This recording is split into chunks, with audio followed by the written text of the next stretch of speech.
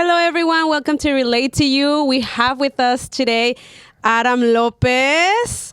Adam Lopez is a member of our church, but he also does a lot of things for the community of Oxnard and Ventura too. Yeah. Okay. Multi-state. So today we decided to invite him because we want to get to know him better. We want you to get to know him better. He's a crucial part of Revive Community Church. And, you know, he also has a podcast, a very successful podcast, I might add. And so we just want to ask him questions and, you know, for you to get to know us as interviewers. I don't know, because this is going to feel like an interview. This is new territory. So, kids, take it away. Start.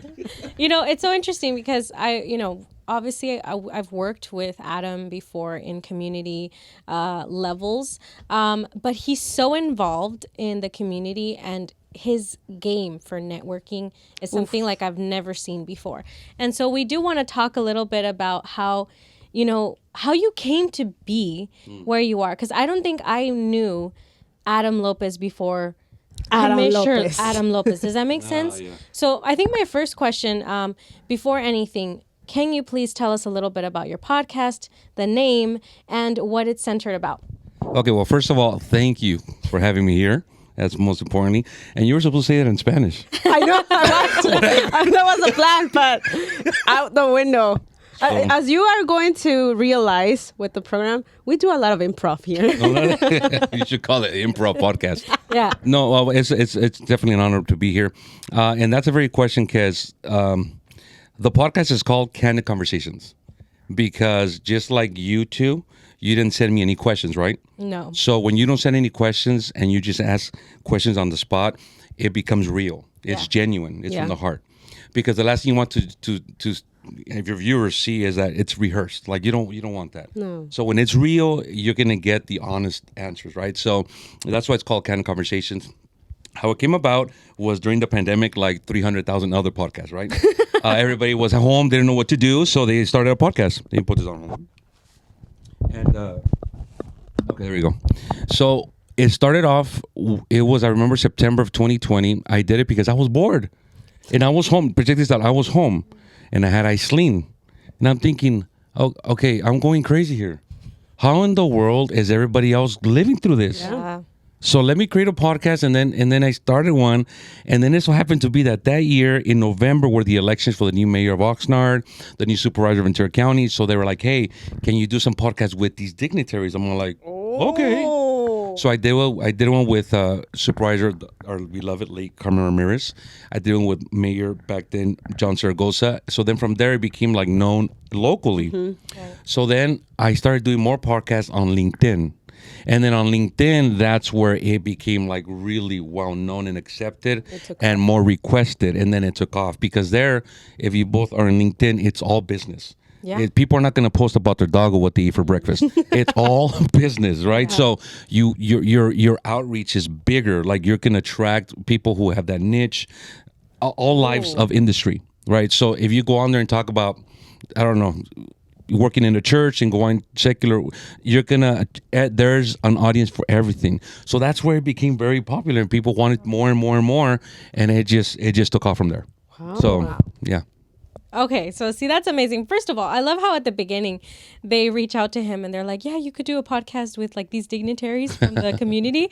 It's like he already had that in his pocket. Yeah. So I think my first question is, before we knew you as this community liaison and you had the network abilities that you had, were you always comfortable with like public relations and public speaking, or were you just, you broke out of your shell, or what was the beginning for that? Who was Adam Lopez? Yes. At 15.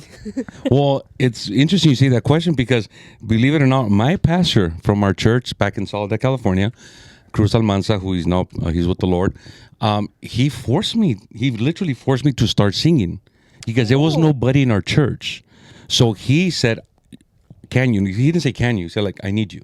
You can do it." Oh. So since 15, I was already in front of our congregation singing and worship. So it was like, dang, it wasn't like I prepared myself mentally or physically, or nobody asked me to sing in the kitchen like they asked you to sing. I heard your story, Kez. Because I think they would probably stop me too, right? So from there, it just, and you guys already know my family. But my family, my uncles, so in our family, it's always been very open. Like we talk, we sing. So it's not like I was born with it, but it was easy for me. It's not like I had to prep and go to get coaching or not. It just was easy for me. But you have to understand something, that before I became commissioner for the city of Oxnard, it was because of our church. It was because of the work that we did through our church that my name started getting in the radar of people in the city. And Carmen Ramirez was the one that recommended me for me to be a commissioner. Oh, She recommended me, and then Mayor Tim Flynn was the one that appointed me commissioner. And it's because of the work that we were doing that my name got out there. Oh, so you were first community liaison and then commissioner? So yeah, the first community thing I ever did was through our church, and through that we started touching different aspects of everything in the city and the county, and people started getting to know me. I befriended Chief Whitney back then, Carmen Ramirez, and then became commissioner, and then this is I'm kind of mind blown, because I always thought that it was the other they way. put you as a community liaison because you already had all of these connections. it's the other way around. That's so interesting. Oh my goodness. So it's thanks to our church and thanks to our pastor. Wow. Well, I don't know if it's a thanks or thank you. Yeah, thanks very much. Question the blessings. So, like, for those of you that don't know, Adam has brought so many different community events to our church, starting off with our community resource fair that we have every year in August. But he's also introduced financial workshops. He's introduced immigration forums. Even through Action VC, we did a community Christmas shop every year. I mean, there's so many things. I mean, healthy living workshops for people. I mean, Funeraria del Ángel, you've even helped us connect some of our members to start thinking about that. And so there's been so many things, resources he's brought to our church. And so I think that's something that I don't know. How do you go from I'm Adam Lopez, as you mentioned, this was before you had networking, to start to have the confidence to communicate with people and say, hey, we could do something, I always get asked this question, ladies, and I'm going to tell you the truth. It's all about passion. You have to have a passion. You have to believe in it. You're not gonna see me doing stuff that I'm not comfortable with. I don't believe in it, or it's just not my passion. To me, and you know this, our church is blessed to be a blessing. My passion is that I know that at the end of the day, I can have an impact on a family in need. That's what drives me. That's my passion. So it's easy for me to be like, hey, let's partner up. Let's bring this service to the community. Let's do this financial workshop. Let's do this immigration forum, because I know that at the end we're blessing a family. Like, I'm not going to be like, hey, let's have this event or that event when I know there's no real impact. So that's for starters, number one. Okay. Number two, there's so much need out there that there's the opportunities are endless, and there's just very few people that want to actually do the work. And we know there's not only in our church, but in the community. There's not many that want to do the work. Right. Many people believe in it. Many people want to help. But when it comes down to doing the work, that's where you run into a brick wall. So I always have to want to find people who share the same passion, the same vision, because they know that at the end there's a lot of people to serve, especially where our church is out of Rio. It's crazy how much opportunities there.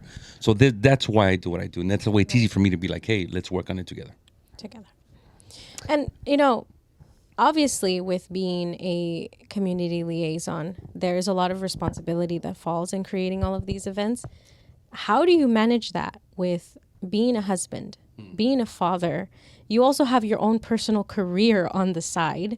Then he's got a podcast that he does. Oh, yeah, I have a job. He has a job, And then, you have obviously your I forgot about block of time for yourself. So how do you manage that? Wait, did you go to college? Why I went to college? Yeah, that's because she said you have a job. Like, I forgot I have a job. You have his career, because obviously this was through the church, so you were doing something, on the side. Doing on the side? Sometimes I forget that I have a career. Like, yeah, what? So look, I go back to the passion.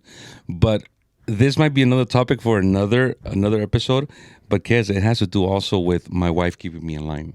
And I'm going to tell you one thing. The other day she said, hey, I love what you're doing. You're doing great stuff, but you're giving so much outside of this home that you're not bringing nothing in. I'm like, oh. So That's tough. Yeah, but I say that because it's balance. You always have to have balance. If you don't have balance and you cannot prioritize, it's not going to work. Thankfully, my wife supports everything I do 100%. If she didn't support me, I wouldn't do what I do. It's just no question about it. So you always have to prioritize, like, what's important to you.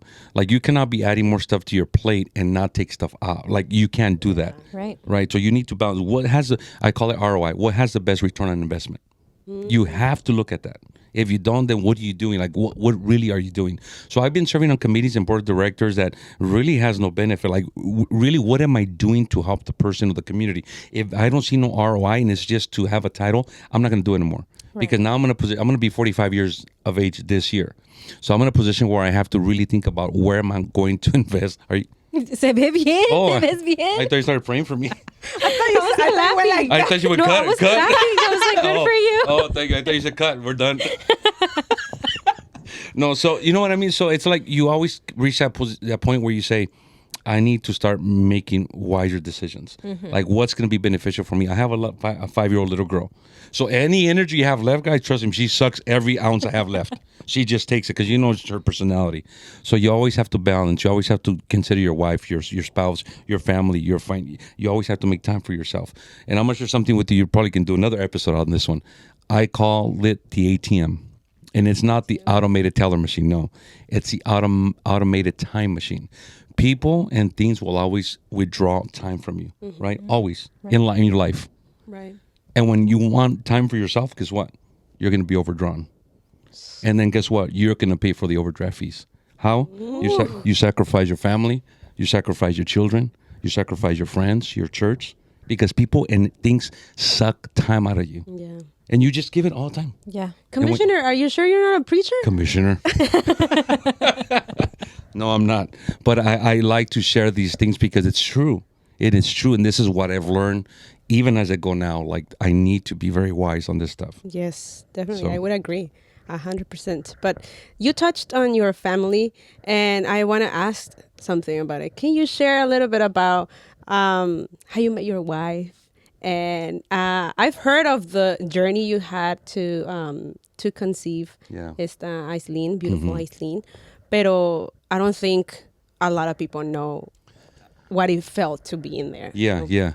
So for those that don't know, my wife is Kez's blood cousin. Yeah. Her mom and my father-in-law are brother and sister. So we're related. We're more related than people think or that we want to. I'm kidding. That's how I got him here, guys. It's family card. Yeah. So, it was interesting because in the year 2001, me and Crystal's family started going to Oxnard Revive Center that same Sunday in 2001. That same Sundays when I moved to Oxnard from Northridge, the university, started going to the church with my mom under Pastor Galaviz. That same Sunday, all the Magañas started going to the church. Wow. But that's not when it started. It was months after. There was back then there was a choir and there was a lot of stuff going on, right? So they were very involved. There's 30 of them. So Solo las hijas. Right? Solo las hijas. So and then we just started getting more comfortable, started getting together, and then we just started talking, her and I. And she was 16, I was 24. She was still young. Yes. But at 16, she already had an internship at Clínicas.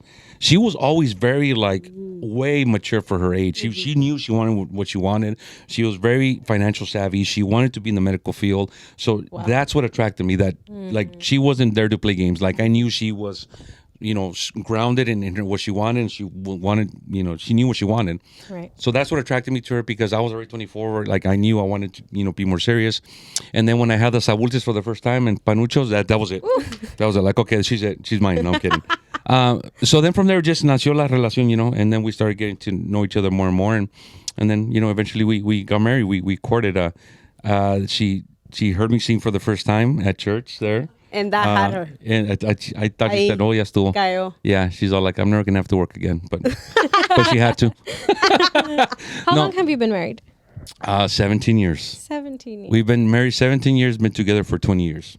Wow. So look, we got married in 2006. I remember Kes, she was really small. You come on her I videos. couldn't even go in the She's wedding. grabbing. They had this section for like just kids. I remember this was like the biggest wedding.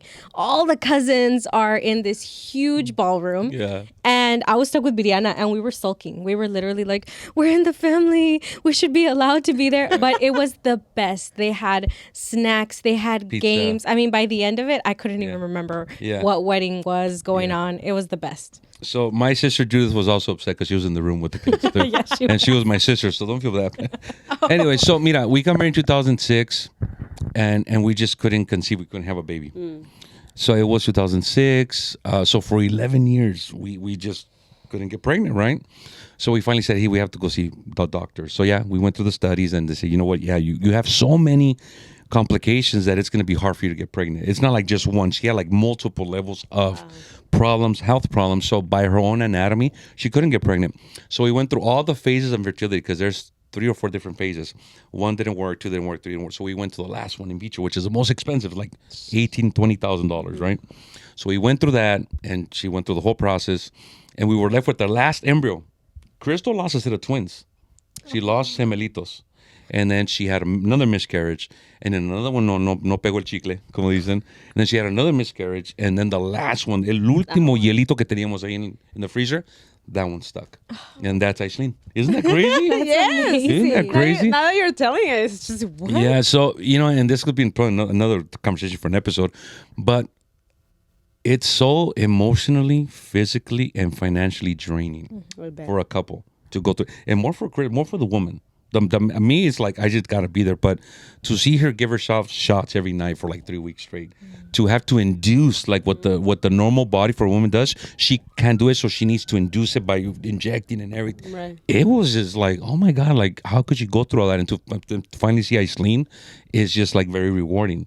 But you can never take away like what she went through. Like, yeah, I went through, my personal feelings, but what a woman goes through, everything they have to endure, that's why I applaud her and every woman that's gone through that. I know a lot of them gone through that. Israel, your cousins, went through that. I know Sophia's brother Davis, and they went through that. So it's more predominant that we actually know. It's actually a disease. And to think about, this could be another episode, and to think about that insurance doesn't see infertility as a medical condition, it's beyond me. Really?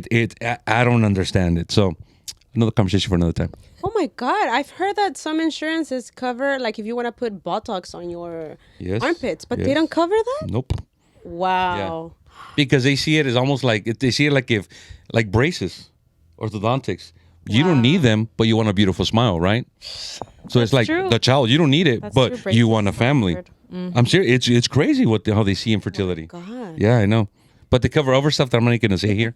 But they cover other stuff. But anyways, that's our journey. So And it was such an amazing journey because I remember the whole church was a part of it. You know, I'll never forget when you had the gender reveal as a church. New Year's service. I remember we were crying just this whole process because obviously it was my cousin. You know, we were praying for her for years for both of them, and now we see beautiful Aislinn. Like she's gorgeous. And you don't send pictures anymore, but It is true. you used to send pictures. Yeah.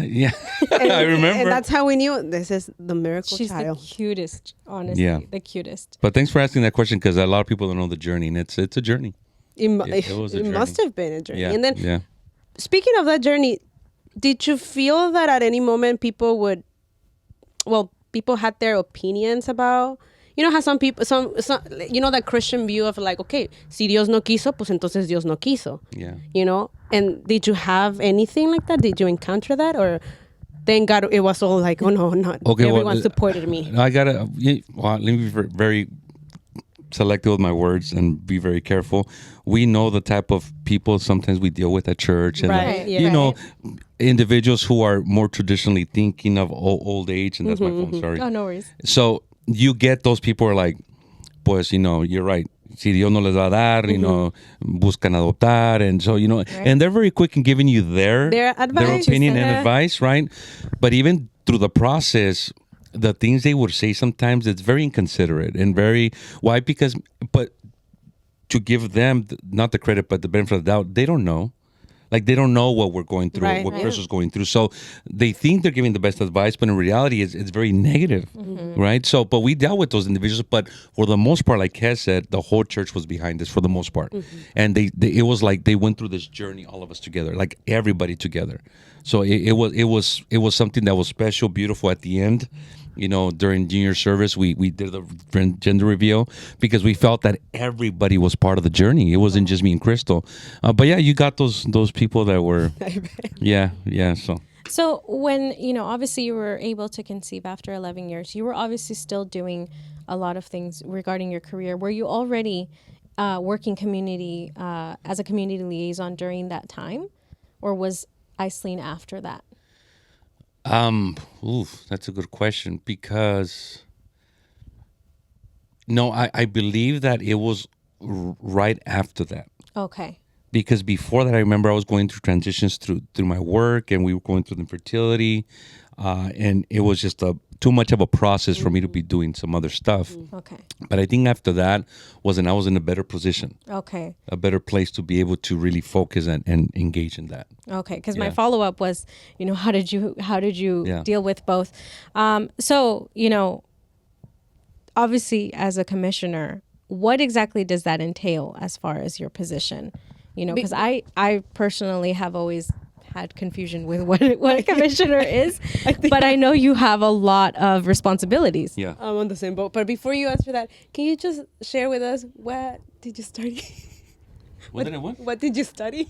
What did I study? you And go to why is that a joke?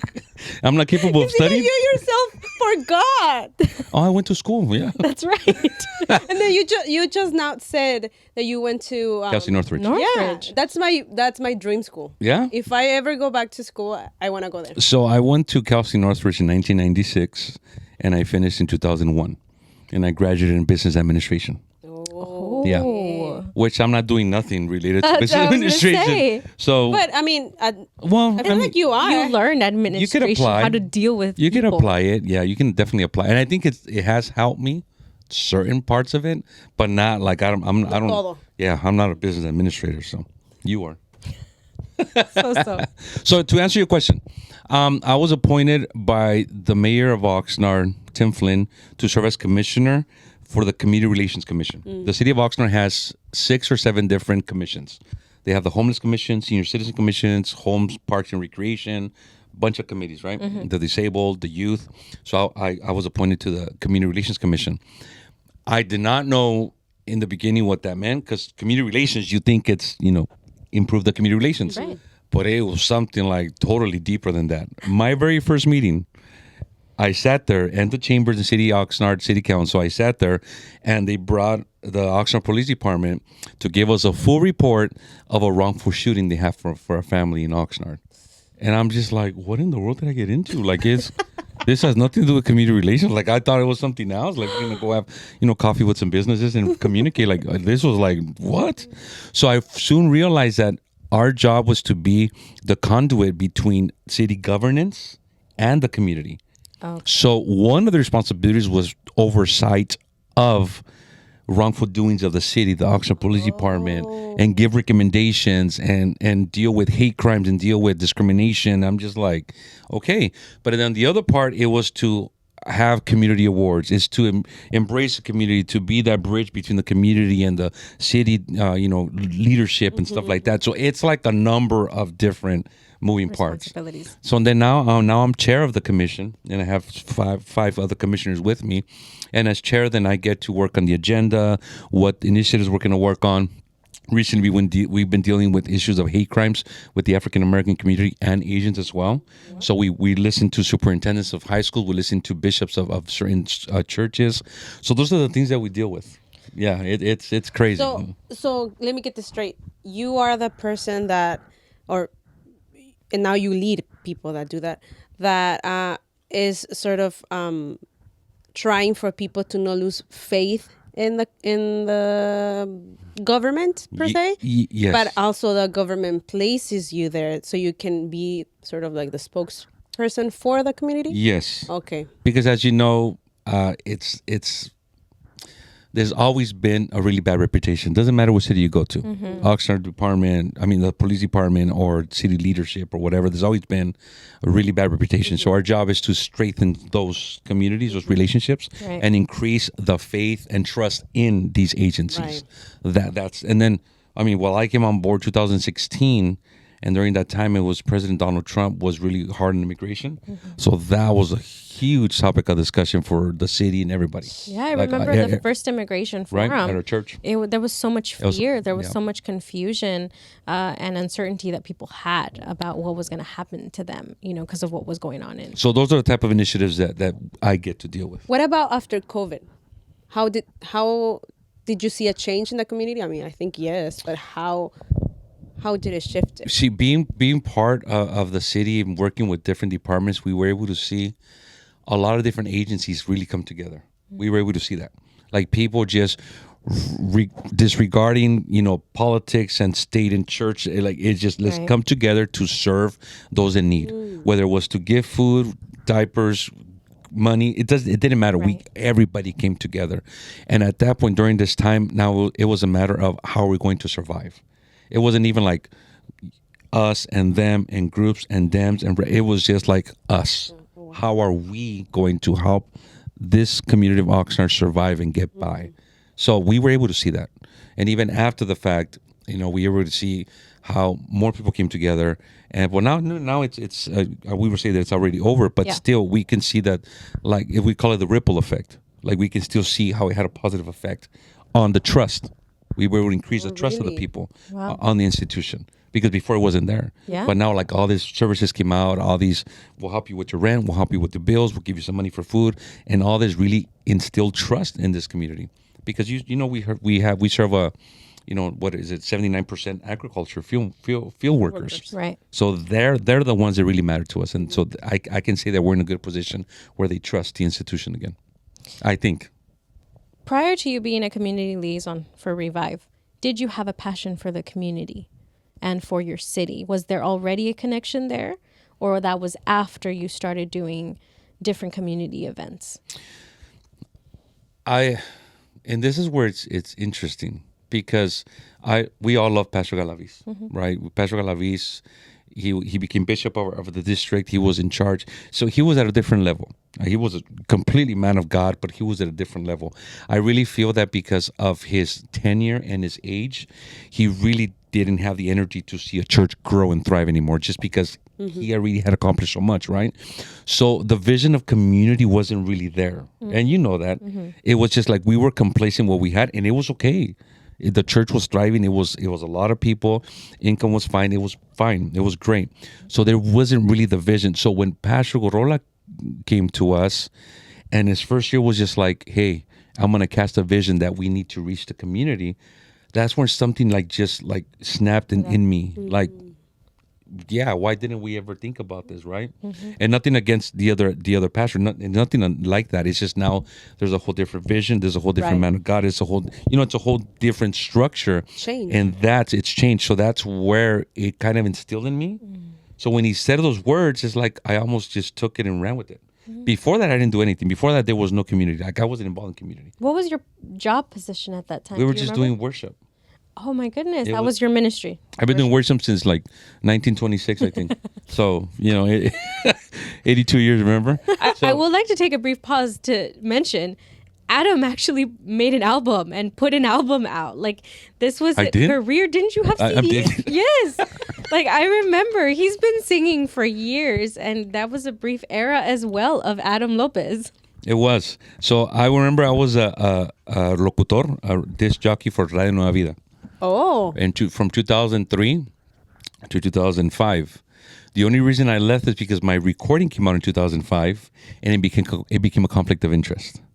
So like we either play your music as your ministry or you're a DJ. I see. Right. So I can have my cake and eat it too, I guess.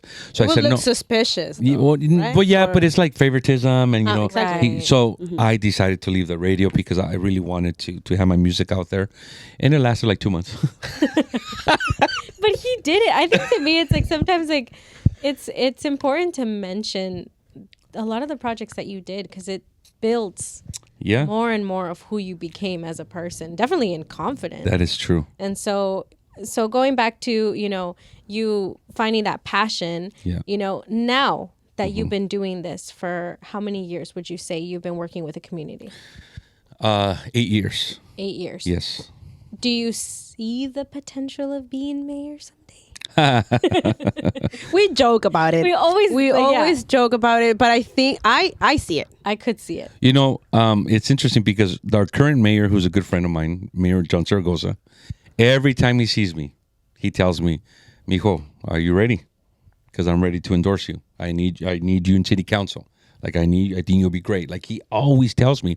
But I'm gonna tell you both what I always tell him, what I tell others as well. I don't say no to that, because I think it'll be an honor to serve, starting at city council, of course, and then moving yourself up. But the reality is, I don't think it's the right time right now. I'll tell you why. Because the moment you become a city council member or even mayor, it's like now you are serving the city at large. You're writing ordinances, you're passing measures, you're looking at tax cuts, you're looking at budgets, you're looking at issues at city at large. What I do now for the Rio, I wouldn't be able to do that, because that's an incorporated area under Ventura County. Oh, I You see what I mean? Okay. So that belongs to Supervisor Kelly Long from Ventura County. So I would literally not be able to serve in that capacity. Wow. So I don't think I'm ready to let that go, just because we don't have nobody to take over that. That's the only reason why. Not because, no, I don't think it's the right time. It's not that. It's just really that it would take me away from all the things that we've accomplished, that we've done. That's the only reason why I think about it. Why is El Rio not recognized as part of Oxnard? I actually don't know why. 'Cause there's that. Yeah, so it's interesting because El Rio and just like Nyland Acres, they're not cities. They're just an unincorporated area that became part of Ventura County jurisdiction. Why? I don't know. Like, I've always asked that question, but I think that's the way that it was established years ago. Yeah. Like, it wasn't incorporated as a city. Because maybe, I don't know if it's the river, the freeway. I don't even know. But that became part of just Ventura County, which that they don't receive the same resources or support that a city would. Yeah, it almost feels like no one wants it. Well, Ventura. if you drive in the streets at night, you can tell there's no lighting. The streets are horrible. And would you say that's one of the reasons why it's so hard to put, for example, the simple sidewalks, Yes. and definitely, the light poles and everything, like now it's harder to get things to happen. If El Rio was a city, it would definitely be 20 times better than it is now. I see. Absolutely. Yeah. So, to answer your question, Become mayor. Do something about El Rio. El Rio, yeah, a supervisor would have to do that. So, we'll see. Our pastor has been wanting to meet with them, though, to bring up these issues. Yes. So, I know that for a fact, Yeah. but we'll work on it. That could happen. And You want to be my campaign manager? I mean, Hey, who knows? Like you said, I'm not going to say no. Exactly. There you Yeah, go. no. Don't say no. Another question that I have to, kind of start to wrap things up in how we're getting to know Adam Lopez. Have you ever had a situation where you're networking and people don't give you the time of day? And how do you deal with either the rejection or different people that are just, obviously now it's different because you've obviously are more well known now. Obviously, But he walks in a room and he's like, I'm Adam Lopez. Right. But there was a Excuse you. start. There was a start to before you had all the context that you have now. So how did you deal with either people's rejection, people not giving you time, or listening to what you're trying to come about in the community? oh man, that's a good question. Or did it never happen? No, it did. But that's a very good question, because I'm a firm believer on relationship building. Because when you build a relationship, by default, the trust creates itself. Right? And you need to go into this knowing that, wait, people don't know me. So I need to work even more hard to establish a relationship first before I have an ask. I cannot ask you for something if you don't know me. Right. And I'm not going to ask you to do something if you don't know me. So I had to train myself that it's not a rejection. It's more like, I know it's going to happen, so I need to prove myself first. You guys know there's a first fair we had. The first community first fair, we had about 500 people there. Yeah. 500, right? Nobody knew who we were. Nobody knew me. We had to literally beg vendors to be there. It's true. Now, the second and third fair, guess what? They were calling us. Oh my God, when's your next fair? And then the fourth or fifth fair, we had 4,500 people there. And that just goes to prove to you it's the relationship. Yes. So rejection did happen, but it wasn't more like a negative rejection, like, no, we don't want to work with you. It was more like, well, let's see what you are about first. Let's see if we can, trust you. So it was more of the relational one. So that was for community. For anything else, networking, you're always going to get rejected. It's almost like a sales call. Right. You need to expect for it, and if you don't, you're in the wrong business. That's true. You have to know that it's part of it, because that's what's going to make you better. That's what's going to make you even more hungry to want to get it even more. So that's how I did it. And I trained myself and I positioned myself to now be able to them reach out to me. I don't go into a room and say like I'm Adam Lopez, like no, but you may have heard of me. But when you get to a position when you're sought out for or they look for you, you want to be in that position.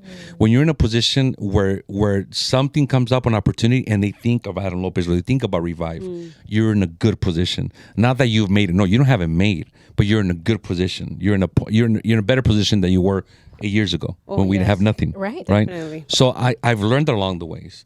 And this is the most important thing also is just stay humble. Like I'm always me. Like I'm always going to be the jokester. I'm a prankster. Like I will never think I'm all that.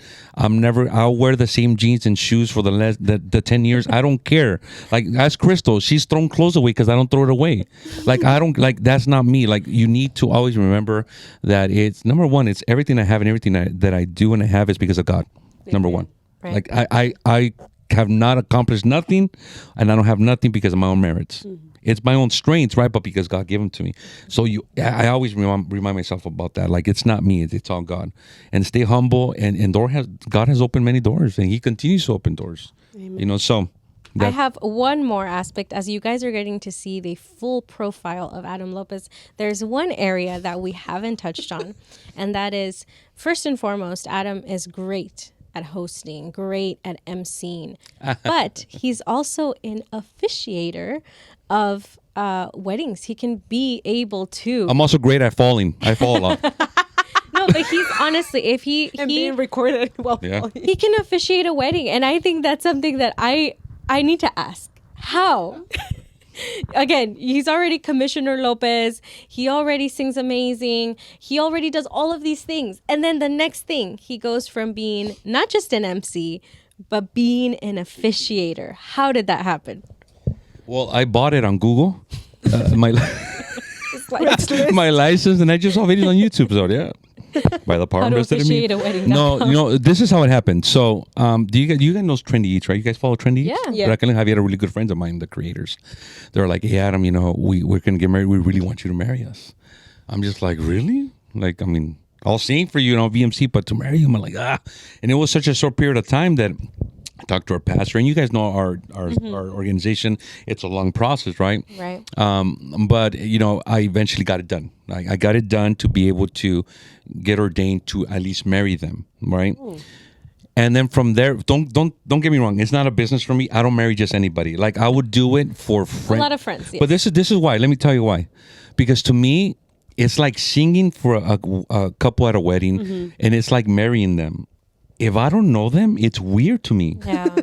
Because it's got to be a personal, it's like something special. Right.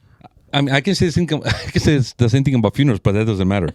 Because what I'm trying to say is that it's weird to me to marry somebody if I don't know them, and I'm not going to do it just for the money. Right. If I sing to you, it's like, I got to know you because it's a special moment. It's a special time. So that's why I've married maybe a handful of people. You have. Just a handful of people. You have. I recently just married my sister-in-law Karina and her husband, which by the way was a really good. I touched myself.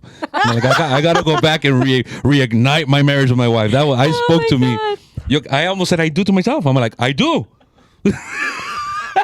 I'm serious. It was so good. I love that. I answer myself. I do. No, I'm sorry. Do you? No, what I'm trying to say is that so it's got to be special to me because that's like to me, it's like when you speak at somebody's funeral. You're not gonna get somebody who doesn't even know the person. It's somebody. Claro. We just had a funeral where Danny Aguiar was really good friends with the minister that died. that was like very, very appropriate because of the relationship. It's the same thing with officiating. And not to brag, but I think I do a good job. I mean, I think I really did a good job with Karina, que hasta yo me la creí. And I'm pretty sure, like, you have these, like, colorful, metaphors and love y todo. Like, I did. I gave him 7 points. I'm like, if you guys don't last, that's your fault. These 7 points are amazing. La I'm going to have you inspiración. officiate my wedding. Ooh. You know what's crazy? You know what's crazy? He was supposed to MC my wedding. And then okay. COVID, ¿te acuerdas? No. ¿Sí? No. ¿Qué pasó? Okay, debate. No. I felt extremely bad because it was the same day as my cousin's wedding in Vegas. Acuérdate que yo te dije, Kez, I'm sorry, like my cousin's getting married in Vegas. Wait, ¿tú me dijiste a mí que no? Yeah, I said No, yo te dije a ti que no podías. No, acuérdate que we only had 30 people in the wedding, Adam. Oh, that's right. That's what I was just going to say. Oh, no, in the beginning then. He's like, he didn't even tell me he had another commitment. I'm like, wait, what? No, initially he was going Hold on, to ¿con quién te MC. casaste? No, we were going to have this huge wedding. Not huge wedding, pero roughly 250 people. Yes. COVID hits. This was, July of 2020. Yes. And we had to slice the guest list to 30 Like people. significantly. 30 people. So ya me acuerdo. Por eso. So in the beginning it was like, yeah, we're going to do this. And then COVID and you're like, Adam, we only have 30 people. Like, I don't think you want to talk to 30 people. And then that's when I said, you know what? It probably works out because I have to. And I said, we couldn't make it to your wedding. Yeah, that's right. Sorry, my bad. But the point is that people want him to MC because he does have a talent of one, you bring humor, very good humor to the conversation, but I think you inspiras. ¿Inspiro a otros que se casen? No, ¿Y otros que se divorcien? más bien. That's messed up. No, look, this is what I always say. When somebody gets married, like if you wanted to make it memorable, you have to have somebody who's a very lively MC. Yes. You have to. Yes. I've been to funerals that have been more lively than a wedding. I'm serious.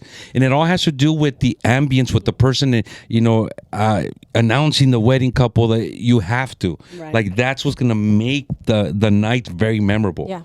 And people don't get it at first, but after I do it, they're like, oh my God, thank you so much. You were amazing. Because I know what it means to them, and I know what it takes for somebody to just create a really, really good vibe and ambience, right? So I'm sorry I wasn't there. No, you're fine. Y te iba, una de las últimas questions regarding emceeing and hosting and being in front of a crowd. Have you ever been in a situation where you have completely forgotten what you were going to say or the couple's name? Or because you've obviously been in the front a lot, and I feel like that's happened to me.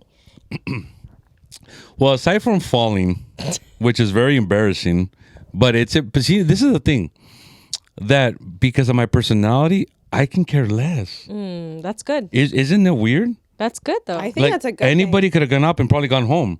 Like, I mean, like, I'll get up and I'll start making jokes about it because, hey, I found him all. I mean, whatever it happens, right? But look, I married a couple, I think it was last year in October. This is funny. So I had the binder with me with my notes de Raquel y Javier, okay? And I completely forgot to exchange them out with the new couple, which is Christina and somebody else. And when it's time to say the vows, I call him by Javier and I call her Raquel. And they're like, ¿Quién es Javier? ¿Quién es Raquel? In the middle of the ceremony, I'm just like, oh, no. Guys, oh my God, I am so sorry. I have my notes and I forgot to change the names. I'm so sorry. Oh, Mario and Christina. So then I'm like, okay, we laugh, whatever. And it happened again at the end. So they're like, okay, yeah. Like, ¿Quién es Mario? I'm like, oh my God. Like, I seriously felt like this big. Like, that's the only mistake I've ever made and that I was very embarrassed about. Everything else I've been okay. Eso se te pasa. Yeah. No, no está tan mal. Yo pienso que hubiera estado más feo otra cosa. Yeah. Like? Como que hubieras dicho el nombre de él y el nombre de otra persona. Eso hubiera estado horrible. Sí. O viceversa. Oh, yeah. Eso sí. O imagínate, Mario, ya puedes besar a María. ¿Quién es María? No, Rebeca. Luego, Oh, yeah, that's true. La cabeza de la muchacha, That's true. La ex. Because I call him Mario, I call him Javier. Okay, yeah, you're right. Yeah, Yeah. you know, Oh, it would have something been like worse. Oh, see. I don't think I would have been here telling the story. No, no, definitivamente no. Yeah. Those good questions. You have good questions, Kes. Qué bueno. Bueno, Good questions. we're going to start wrapping this episode up. Adam is going to be here for one more episode. And as you guys have seen the full profile of this man with many talents, stay for our next episode. We're going to be talking about success.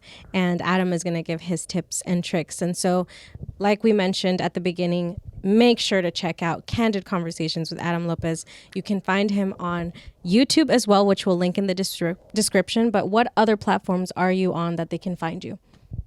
Social media, TikTok, Facebook, LinkedIn. Oh my God. And you manage all of those? I try. There you go. Yeah, You are an yeah. administrator, business Yeah, I administrator. guess so, yeah. There you go. There you go. Social media administrator. Yeah, thank you. Candid Conversations. All right, everyone. Bye. Thank you. See you guys next time.